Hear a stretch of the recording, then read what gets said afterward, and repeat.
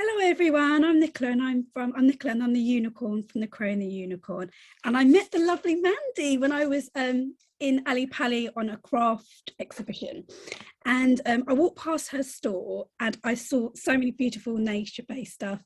And I saw your hair kits and I was like, wow, I want to be able to do that. So I went over and I talked to Mandy and she is so lovely. She's so lovely and warm and her beautiful smile just greeted me. So I'm going to introduce you to Mandy right now. Hi, Mandy. Hello everyone. It's lovely to meet Nicola again. It was such a lovely event. We had a fantastic weekend and it's the first time we've been to Ali Pali, and we're just starting to get back into actually doing real events again, and it makes such a difference because it's actually meeting people and their enthusiasm that actually pushes you on to do even more. So that was absolutely great. Oh, brilliant. Yes, so what first drew you to needle belting, Mandy? Well, it was just by chance, actually. We managed to buy a little camper van for us to go away. We're both nearing retirement when we did that and thought, right, what we're going to do, because we've actually been all over the world doing some bonkers stuff. We've trekked in Vietnam and done all far from places, stuff that I wouldn't dare tell my mother that we'd done because it was so dangerous some of the time. So we said, right, when we retire, we're going to need to do things a little bit different. So we bought this camper van.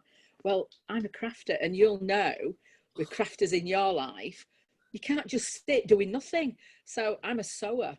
Well, there's no way you get a sewing machine in the camper van. It's only tiny. And so I said to my husband, can you go and get me some new craft kit from, I think it was from Hobbycraft or somewhere. So he brought me this felting kit, and the first thing that I made was, it just looked ridiculous. And I'm quite determined. And he said, what is it that you've made? And I said, it's a sheep. It were green sheep. And he said, you're going to need a little bit more practice, I think.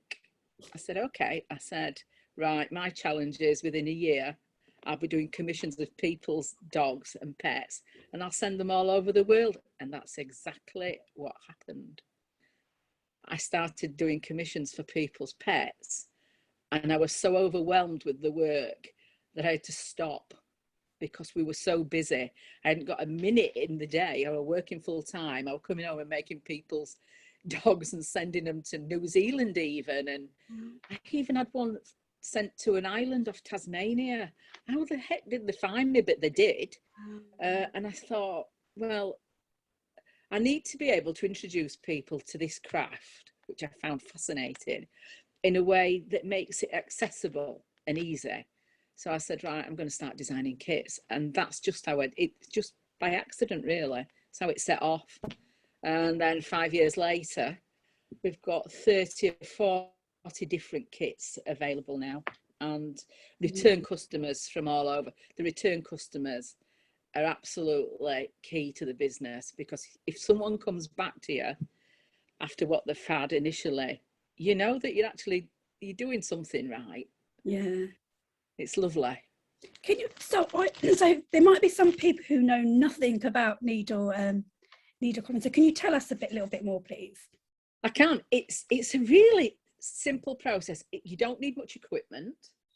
I'm going to be giving a little bit of a demonstration later in this session, but basically you just use wool. It's got to be natural wool, so you can't use anything synthetic. It just doesn't work, because apparently wool, when it's under a microscope, it's got tiny little, it's almost like little hair barbs, that like scales on it.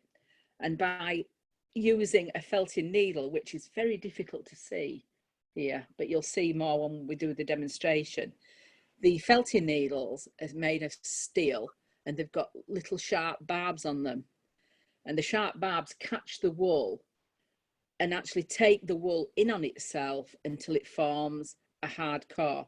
So all you need is wool and a felting needle and a little bit of something to work on, such as a bit of foam or a rice mat. I'm going to be working on a rice mat because I find them easy to use.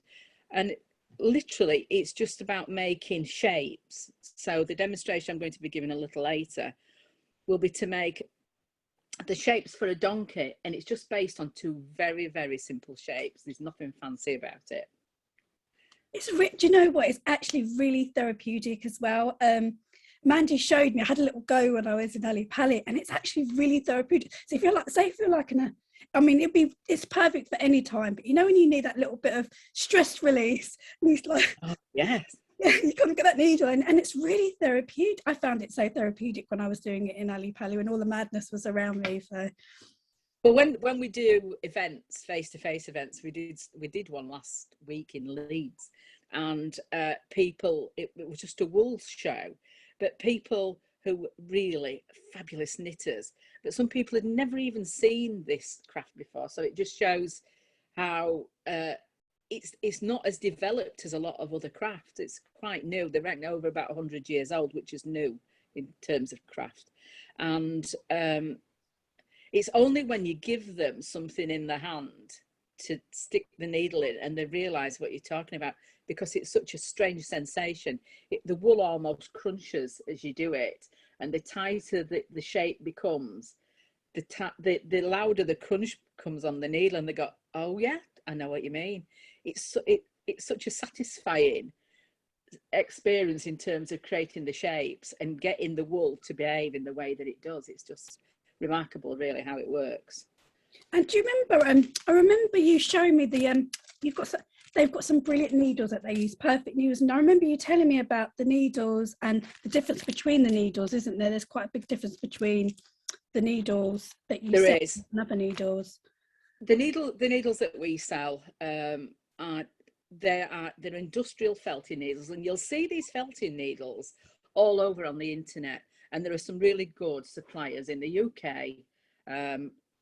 We source these. They're a German needle, but there are only two suppliers in the country, in the UK, and we get ours from them. And they're not the cheapest needle on the market.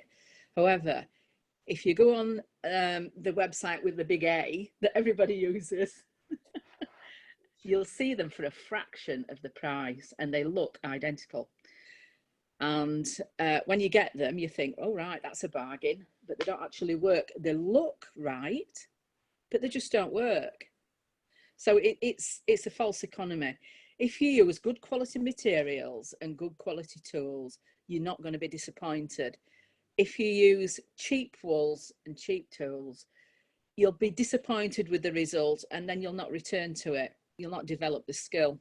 So you might as well, get the good stuff.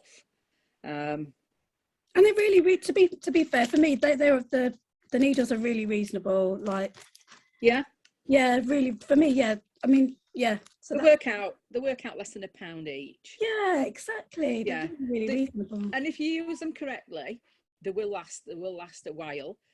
When you first start needle felting, what you will find out, you'll break more needles. It's quite rare for me to break a needle now, but initially I did break quite a lot.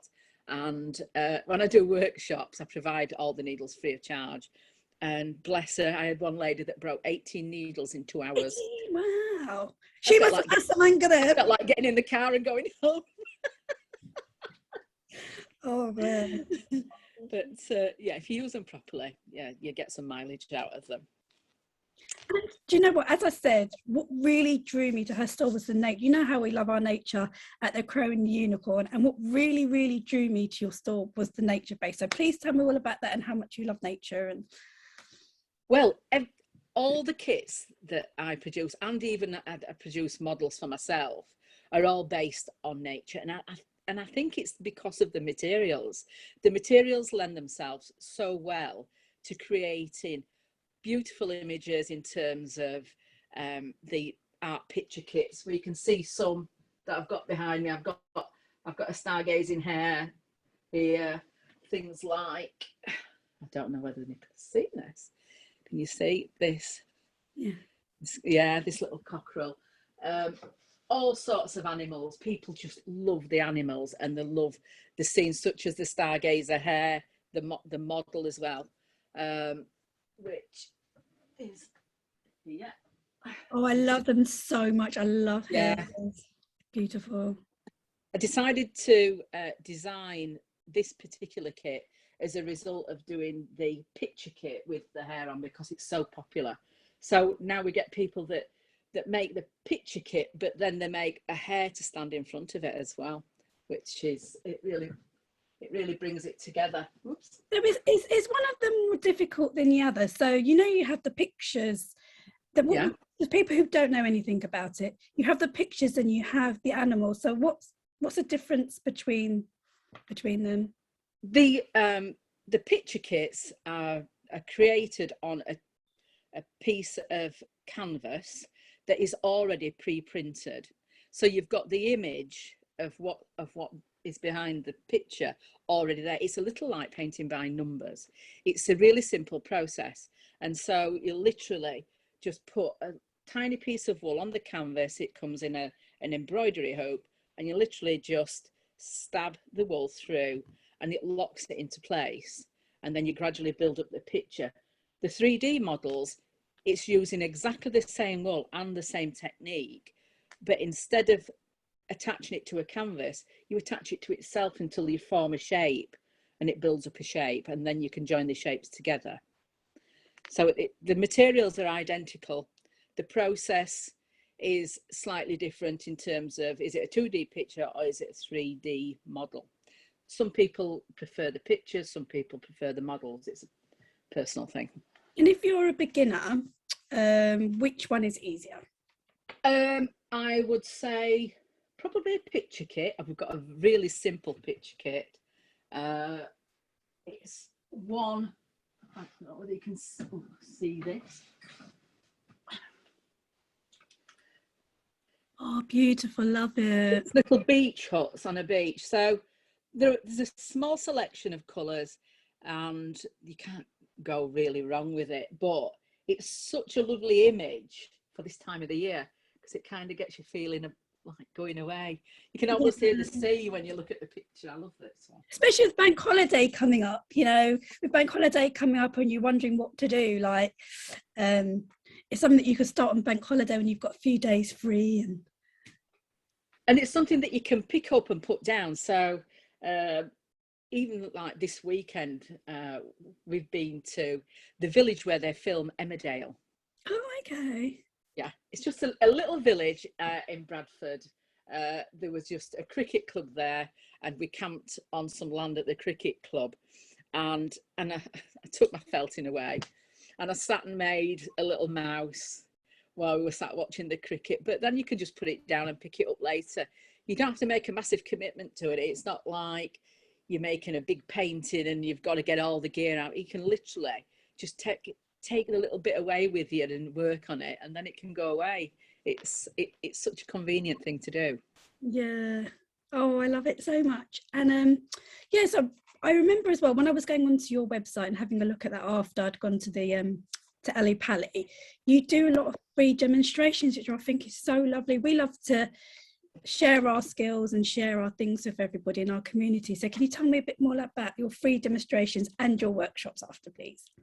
Yeah, I've started to do workshops as soon as the business started, because people were saying, can you come and show our group how to do it and all of that. So I did build up a series of workshops that I did regularly.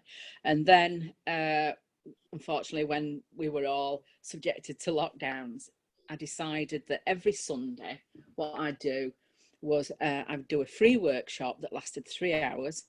And I advertised it on Facebook on a felting site, a felting page that I'm a member of. And the first week had about 50 people that joined me on the Facebook Live, and people were commenting. And then the following week, I had 100 people, and it was like, oh, wow. Then people started contacting me and saying, when will you let us know what we're going to do next week? And can I have the materials as well? And, so I was sending materials out to people. So we were having this massive felting workshop, and there were people joining, even as far away as Australia. We had a group of 5 women that were staying up to see the felting workshop. It was so good. And that's sort of turned into having really loyal customers that have stayed with us. And even last week when I said that we went to the Leeds Wool Festival, I had a lady that came to see me and she said, I joined your workshop every week during lockdown. And it was like, and I asked her a name and I said, I said, I said, I do recognise your name. And she's a really loyal customer. And it's lovely to actually meet people in person. It makes such a difference. I am going to be doing some more online workshops, especially because people are still a little bit hesitant about doing stuff face to face. But as Nicola, you'll know that while we were at Ali Pali, I always want to be able to demonstrate, because people who are not familiar with it, they just think, well, how does that turn from that to that? Yeah, it is. It's getting your head around it. It's a bit weird. Yeah. How does that work? Yeah. But it does work. And if people see it and see how simple it is, well, then you get that interest there. I think if I hadn't, it was really nice because when I did try it, I was like, oh, okay, do you know what? I actually can do this. Because when you look at like something like that, you're like, oh, there's no way I can do that. But it was really nice to be able to see it and see it take shape. It was really, really nice. And it's so nice that you have all those demonstrations for people to have a look. So if they get a little bit stuck, then they can have a look at the demonstration. What we always say to people as well, obviously we've got all the free demonstrations. We've got some on the website and then we've got a lot on our Facebook page. But even if you get a kit and you think, I just don't get that, I don't understand how that works, we are always more than happy to have messages. Sometimes I FaceTime people and said, right, get the thing out that you're doing and let me have a look. Because it just takes a couple of minutes to do something like that. You're connecting, with your customers. Yeah. And it's good because then I then reflect it backwards and think, right, how can I make that easier for somebody to interpret? If there's a little glitch somewhere in terms of the way I'm describing things, yeah, I can turn that round and say, right, that's been useful for me because I could do this slightly differently. And what is that Facebook page, please? So that it's Frankie and Sidney. Frankie and Sidney. Yeah, you can't mistake it because it's just felt in as soon as you get on there. And people can just kind of click on there and join, can't they? Oh, they can. Yeah, you can click on there and join. Like I said, if you go in the video section, there are loads and loads of hours. You can fast forward past all what the weather's doing, because there's a bit of that goes off because everybody talks about the weather. Well, we're in the UK. It's bizarre. I remember talking to somebody and they were like, well, why is everyone wearing shorts in March and April? I was like, well, you have to wear shorts in March or April when the sun's out, otherwise you never know, the whole year could be just raining. So yeah, so can you tell us, so before we do the demonstration, can you tell us about your kits, please, and show us your kits and show us what we've got about 30 or 40 different ones now, and they range from the 3D ones to the 2D ones. The one that particularly caught your eye is this one. It's the Stargazer hair, and it makes this model. So it's quite a tall model, as you can see, and that's one of our latest kits. And that came as a result of doing the Stargazer picture kit. The other new one that we've got, which actually caused a real storm, it's the meerkat ones. So it makes this amazing little meerkat. Yeah, it's got a really cheeky expression. I display these in threes for the simple reason, because when you ever see meerkats in the wild, there's always a group of them. You never see any on their own, do you? No, there's always one watching over the others. The others are busy hurrying around and jumping up and down. Well, if you go on my Facebook page, I've got lots of videos, because I do stop motion video with the characters. So I make lots of little cartoons and things, which I actually love doing that kind of stuff. Then we've got things like this. This is a picture kit. So it makes Beautiful. That hair picture kit. It's got the lovely plants and things as well, and it's got glass beads that are all included in the kit. Oh, wow. Yeah, that is it. That's our most popular kit, I would say. The frames are very easy to come by as well, but obviously you get the embroidery hoop and the fabric and everything that you need. What I've prepared to show you is I've got stand him over there. I've got the Highland Cow kit, which is one of the very first ones that I designed. This is the Highland Cow. Love him. Yeah, he's very popular. But what I decided to do was to actually show you what's in the box. So all of my kits come like this. They're in cardboard boxes. They're actually pizza boxes. They're very environment friendly. They're just a standard pizza box, nothing fancy. But then I designed the individual covers that go on them, and they're paper. So they're quite light and easy to send them all over. So inside the kit, you eventually open it. So you'll see me using some what I call core wool. So you get an amount of core wool. That's for the middle. That core wool, is that core wool the base? It is. It's a very it's sheep's wool, but it's not being. There's a term called carding, and that's when the wool is brushed through a machine, which makes all the strands go in one way like hair. So it's like having very sleek hair, but this is what it looks like before you get sleek hair. So it's all tangled up, so it actually felts up a lot quicker.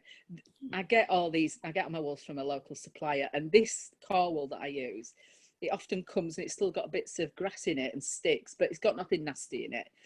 But it does smell very sheepy. Does it? It does. Yeah, because there's another process for it to go through. So you get some of that.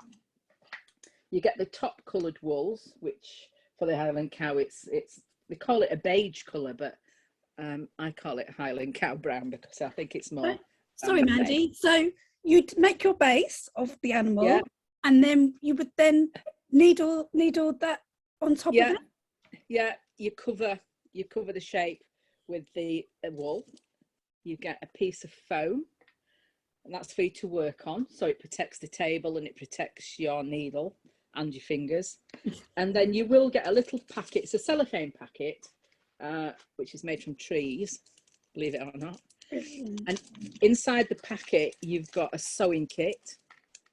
Can you hold it up a bit higher for me, Mandy? Yeah. Thank you. Put this down. You've got a sewing kit, a little tiny sewing kit. That's to sew the eyes in. The eyes are in the packet. The horns and the nose and the adhesive are all included. You literally do not have to look anywhere else for any other equipment once you buy the kit. And it's the same with every kit that we sell, because we don't like people to buy a kit and then open it and think, well, I've got to spend another £10 on buying bits of kit. Comes with 2 needles, so you've got those to go at. But as we mentioned earlier, we do sell spare needles as well, especially if you're a complete beginner and you break one. You know, you can get a hold of them quite easy. And then the instructions are all step by step, all photographed in little easy stages, examples of what it should look like, how it all comes together. And you've designed all of that yourself, haven't you, Mandy? Yeah, I do the photographs. I design a model. The process is I design a model, and if I'm happy with it, what I'll then do, I make a second model. But as I'm making it, what I do, I photograph it at every stage. Sometimes I get carried away and forget to photograph it, so I have to start again because I get too far on. So I start having to make the components again. So I end up with virtually two models of everything I've got. Yeah. And then I can tweak it. And I'm learning all the time. The Highland Cow now comes slightly larger than what it did before, and the technique of putting the coat on has slightly changed, and the instructions reflect that now. So I'm growing with the craft as well. And I love when people get in touch and show me what they've made, and they go, but I didn't do that like you did. I did it this way. And I think, yeah, you know, every day is a school day, isn't it? Yeah. I love sharing different techniques. I mean, I do come across people that do workshops, and some people will say, oh, I don't tell them everything. And I think it's there to share. Yeah. Why not just share it? No, some people are very secretive, aren't they, about stuff that they do.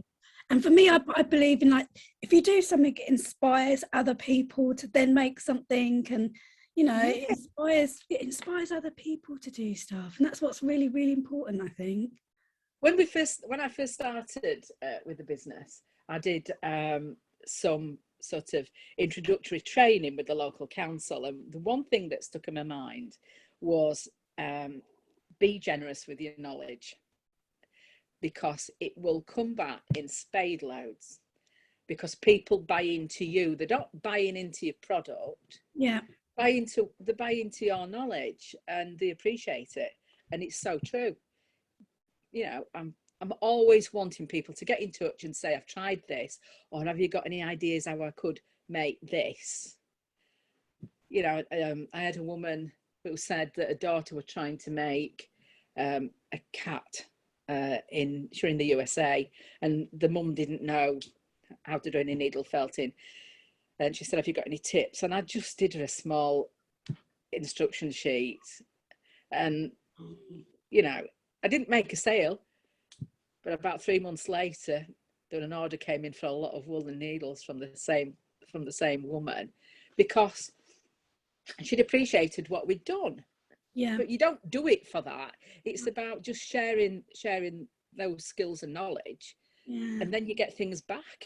You know, you work with the universe, isn't it? You work with the universe, and you give out, and then from nowhere you get things coming back. I love it when it happens, and you do it from your heart space. You're doing it out of love, and it's. I got a message on Instagram from a guy in California, and he said, how easy is this needle felting thing that you do? And I said, well, I find it quite easy. And he said, I'm trying to make a model of a dachshund. And I said, all right. I said, I do models of dogs. And he said, but will it fit onto a metal skeleton? And I said, yeah, you have to be very careful. And he said, I'd love to see some examples of your work. So I just sent loads of photos to this random man on the internet, as you do. And then the following day, he got back in touch with me. He says, right, I'll hold my hands up. He said, I'm making an animation film, and I need this dachshund making. If I send you the skeleton, would you make me the dog? And this dog actually blinked. Its tail moved. All its limbs worked. It had several lengths of tongues that could be attached. Its ears moved. With this little skeleton that it sent me, it was about this big by the time I'd made it. It's called Noodles. It said it's going to be in an animation film. I absolutely loved making it, to the degree I didn't want to send it back to him when it was finished, but I did. Is there any pictures of it anywhere, or? There'll be pictures there's pictures on the website and on Facebook of Noodles, and obviously paid me for the work. But what I didn't realise was that this guy is in marketing, and whenever I put anything on Instagram, he just shares and shares and shares. I love hearing things like that. It just makes me so happy. Yeah, and it's about 3 or 4 years ago, and he's still there, still sharing my stuff. Yeah, so it pays off to be generous. And talking about generous, Mandy has been so kind for our private members to get a discount, haven't you? You've been so nice.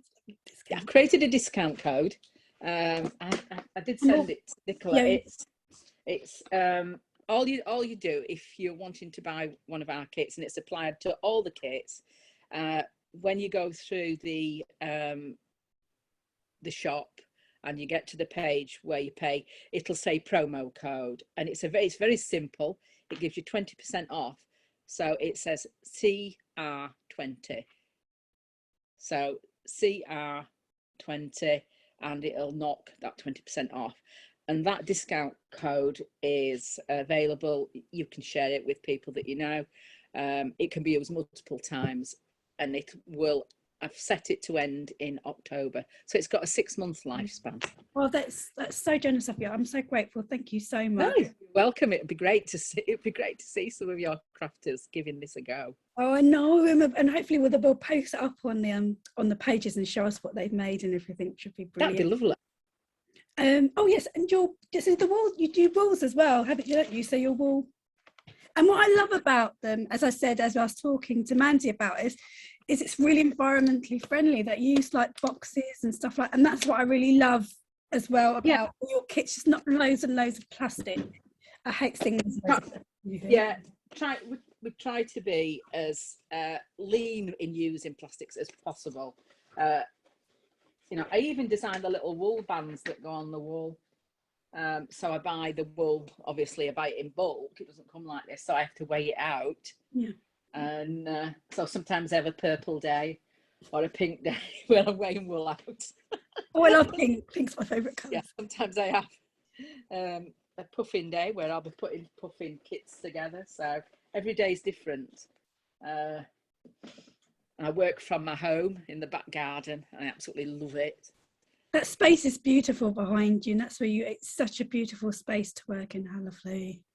Yeah, it's such a privilege to be able to step out of the house, and 3 steps I'm at work, and then when I go back in the house maybe at 6 o'clock at night, sometimes I'll get somebody waving at me as if to say, are you ever coming back in? And I've had a nightmare getting from work. It's like 3 steps and I'm back in the house. And you look out in your gardens out there. So. Yeah, I'm not using my car to drive 30 miles to work every day. I'm really lucky to be able to do this and to love doing it so much. So one last thing before we do demonstration, if you're a beginner, which kit or what would you say for them to get for a beginner? If you were doing a picture kit, we've got some that have got landscape and sheep on. You'll see them on the website. They're very simple. The beach hut one is simple. The hair, a little bit more difficult, but taking your time. It's just like painting by numbers. I can show you one of the canvases if you want for the hair. Please, yes, please, thank you.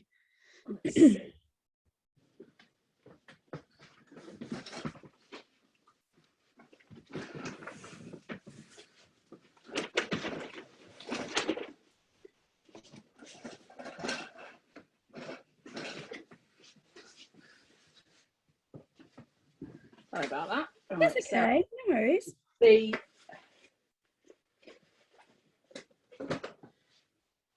So this is the canvas. So beautiful. And so you literally just add the wool directly to the canvas. You get a wooden hoop, which is included. It's a really good quality one. And so you know all the wools are in there. In this one, there's I think there are 15 shades of wool in this kit. And so you can see directly on the canvas where that wool colour needs to be. So it's and this fabric, it's 100% pure cotton. It's woven into a canvas, so it's really, really hard wearing. You won't damage it stabbing it with the needle. And that's sourced in this country as well, because that's got very few miles on it. Initially, the only place I found to print this sort of thing for me was a company in Poland, but then I actually found somebody just in Derbyshire. It was just like 40 miles up the road. Yeah, so they do that for me. So that's a little bit more challenging, but it's not out of the scope of a beginner doing it. We have things like Dinky Donkey. This is a real beginner's kit. He's like a little bit like Eeyore, isn't he?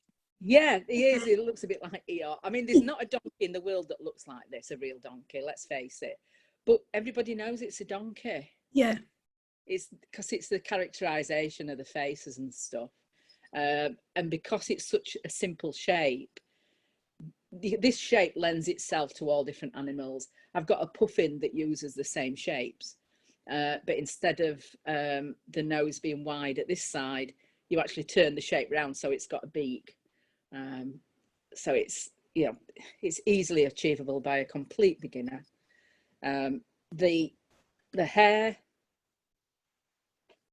that's not out of the realms of a beginner doing it, really. It takes a little bit more time to get the shape of the face, but the instructions take you through that step by step, so that, you know, you've got the confidence to, you know, make the shape, add where to add the extra wool to make the cheeks on the hair, where to put the eyes. It's even got eyelids, and they're very simple to do, just add in a little bit more wool to them, and the ears, which make it it's just lovely. I love the ears on it. The ears I love. It reminds me of my little puppy Flint, who's got these long ears, long floppy ears. Oh yeah. Love the ears, they're so cute. Yeah, so there's a real selection on the website of things for complete beginners or people that have done a little bit of crafting and think, oh yeah, we'll give that a go. I wouldn't break down a kit instructions for something that was really, really complicated, because if you get to the skill level where you can do something massively complicated, you don't need a kit, do you? Yeah, you can just do it. Yeah, you can just, that's very true, very true. Yeah, take your training wheels off, you can just go and do it. But you're here to help us, for all us beginners, so yeah, I am. So I'm going to be looking at making a basic shape, and I'm going to be joining two shapes together, just to demonstrate just how simple it is. So do you want me to put the other camera on, Nicola? Yes, please. So if you can put the other camera on, so we'll be looking at the demonstration for a little bit. Hoping it's still in the right place where it should be. Brilliant. Right, so I'll just move that out of the way. Right. So you'll see that I've got this mat. This is, it's a Hessian mat. I do have these on my website, but there's no rice in them. It's, it'll just be a square pocket. If you are a sewer, it's like falling off a log making one of these, because it's just a square piece of Hessian, and you just add a kilo of rice to it. And what it does, it enables you to stab into the, like a rice pillow, and it doesn't damage your needle, and it doesn't break your needle. And you can use any, sorry Mandy, you can use any rice for that? Yeah, just dry rice. Yeah, it works a treat, and it lasts for absolute ages. And that's very environmentally friendly because there are no plastics. However, in the kits, we do have foam because it's the easiest thing to be able to get into the kits. And this will last you to make 2 or 3, maybe 4 models, and then it just starts to break down. But to give you a start with the kits, it's a good starter, but then you might want to move on to something like this. Right, as I described earlier, we use core wool, which is this, and if we were going to make one of the shapes to make the donkey, I've already made a small body shape. I'm going to make the head shape. So all I do is tear some wool off, and I just start to pull it out ever so slightly. You'll notice in the core wool it's got little bits of grass and seeds and things in it, but it's perfectly all right. And then, sorry Mandy, how do you know how much wool to use? In the kits it'll tell you to break off a handful. So for some models it'll be the size of your hand or the thickness of a finger, or some models, if it's to make a very small shape, it'll actually give it you in centimeters. This shape, to start to make the shape for the inside of the animal, it's usually start off with something this size. It's about the size of the mat, because when you start to work on it, it shrinks down incredibly quickly, and then you're going to be starting to add other wool. Don't start off too big, because if you do, you'll find that you'll be felting it for hours, and it takes ages to get it into a shape. So what I do, I tie a knot in the wool. Can you see that? Yeah. That produces quite a firm shape for us to work on. Okay. And then what I do is just wrap the loose ends around that knot so that it forms a ball. While I've got it together, if I let go of it now, it'll spring open. So I just wrap it quite tightly around it so that it keeps it tight. And then I use the felting needle. Now, the felting needles that you've got are exactly the same ones as these. You can use it without a handle, just the needle on its own. It's easier with the handle, isn't it? Yeah, I've got one of these ones. I use this all the time, but I have a selection of different ones, mainly so that if I drop it, I can see where it's gone. And I must stress, you must keep these out of the way of children and pets because they are extremely sharp. You use the needle in a downward motion. Don't aim towards your hands because you'll find that it's excruciatingly painful if you do stick it in your finger. So keep working around the model just into the outer surface of the wool. You can see it shrinking already, can't you? Yeah, and I don't know whether the microphone's picking up the crunching sound, but if you go onto somewhere like TikTok, there are loads of people doing felting demonstrations, and they emphasize the crunchiness with, I don't know how to do it, but you'll see some really good examples of what it does. Right, so I'm rolling it around, just keeping all those loose ends in. So you'll see now that that's not going to bounce out. You know, all the ends are in, and it's quite firm now. So what I'm going to do is add some more wool, because what I'm going to do is make like a pear shape. So I just add a little bit more wool at a time. So I'm going to wrap some around to pull one end in. Like that. And add that. The more you concentrate on one spot, you'll see that it changes its shape. So it's now turning into more of like an egg shape at the minute, just with a few minutes worth of felting.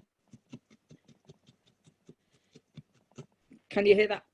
You can. It's like a crunch, crunch, crunch when you're. It gets louder as the wool gets tighter. The louder the crunch. Right. So we're getting this kind of a shape now.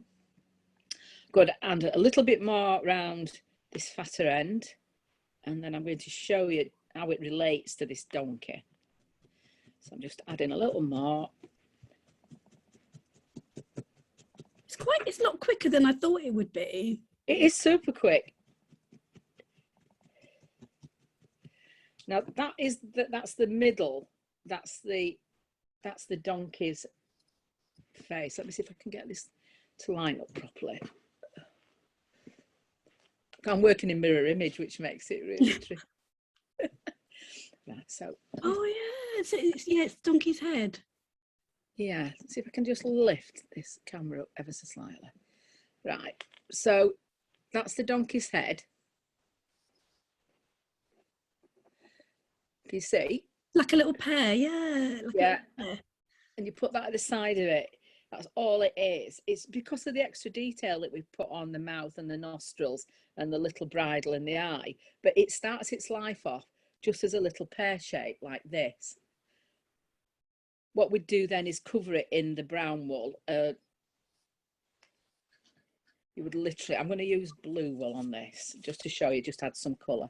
If we were going to add colour to it, and this relates to any of the animals that we make, you can just lay the new colour directly onto your felting and just felt it. So you just literally just put the coloured wool over the white base, really? Yeah, you do, tiny bits at a time, putting it in different directions so that you get this sort of effect where you get one on top of the other. It sticks to it straight away. And then if you were doing a blend of colour, so the front of the donkey's face is white. So you would add all the brown, and then you would add a tiny little bit of white over the front, and then it looks like it's got a grey face then. And then if you were going to join the two pieces together, because I've made such this is a long pear shape, which is what the donkey's body is. You literally put one shape against the other. You see there? Yeah. And so you just stab it, you don't need glue or anything, it just stabs no off. glue, no. Go from one shape to the other. Sorry. Go from one shape to the other, and it will initially just join it together. Wow. What you would do then is add more wool over that joint so that the joint disappears.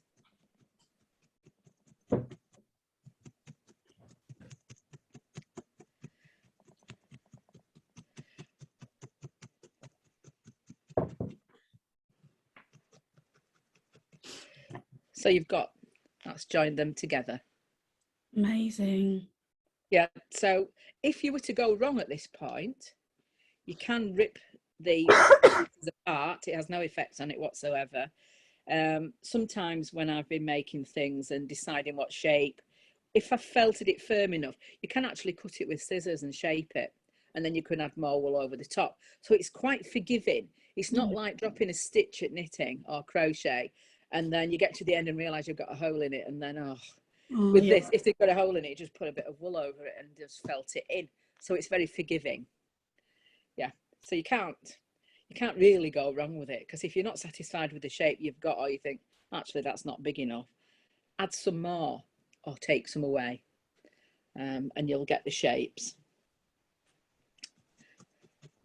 I was chatting to Nicola earlier and explained, I don't know whether anybody's been watching the Grayson Perry Grayson's Art Club, but my seagull Sorry. all right, my seagull appeared on Grayson's Art Club. Love it. Which completely shocked me. I actually made this. I'm just going to go back on the other camera. Here we go. I made this while I was on holiday on the Isle of Wight last year, because we kept getting a seagull that kept landing on the car and on the van, and I kept going out and saying, "What's that noise?" It was this flipping seagull. So I actually put some food down for it, and I thought, right, I'm gonna make a model of it. And it's only got one leg, but from afar it looks like it's got two. Well, they're really cheeky. And you were also telling me about something to do with chips and the seagull. And I remember I was eating chips once, and the seagull, I'm not joking, he came and he landed on my head and tried to steal the chips. We were once in Wales, and I think it was in Llandudno, and we'd bought an ice cream. Literally just walked away from the kiosk, and when I looked down, it was just my hand that was there. There were no ice cream. It had swooped down and taken the lot. I'd not even touched it. It's scary though, isn't it? They're really heavy, and when they land on your head or they scoop down your ice cream, whatever, they're really heavy. But I love that you made the seagull. It's so cute. It's not a kit yet, but who knows? Yeah, I make lots of things that never make it to a kit. I've got a goldfish in a bowl. Wow. That's suspended on a thread. It was up there on my shelf. And that was in Grayson's Art Club. It didn't make it to the screen, but every time it's nudged the bowl, it appears that the goldfish swims around the bowl. It's just, wow, it's amazing. You can make anything. You know, I've done. I did.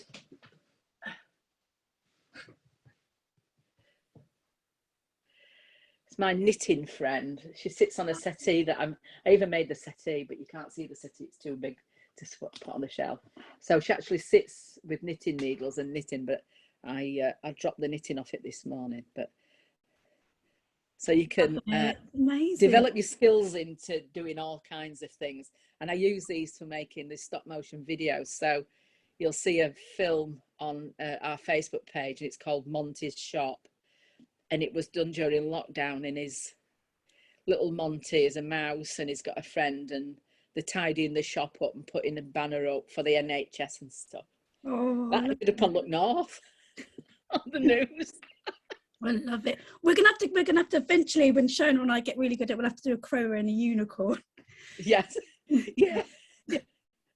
Yeah. Yeah, they're doable. Yeah. Absolutely. Right, Amanda, we're going to finish in a minute now. Is there anything else you'd like to say quickly before we finish? Is there anything? Well, just thank you for giving me this opportunity. Oh, you're I'd love to hear some. I'd love to see some examples if people have been inspired just to give it a go or to ask any further questions. Just message me. It's so lovely to meet real people when you go to an event. Yeah. It's just so positive. Yeah. I've thoroughly enjoyed sharing it with you, and I'm so grateful that you've. Thank you so much. It was your warming, beautiful energy that drew me to Oh. you. So I'm so glad that I did, and I'm so grateful that you've done an interview with us. So thank you so much. Oh, yeah, I hope it goes from strength to strength. I'm sure that it will. Yeah, thank you. And we're going to put you on our community page, and I'm going to do a little thing on there for you to introduce you to everyone as well. Oh, thank you. Oh, you're It's welcome. lovely. Yeah. Oh, thank you, Mandy. Take care. Thank you. Oops, a daisy. Bear with me 1 minute. All right.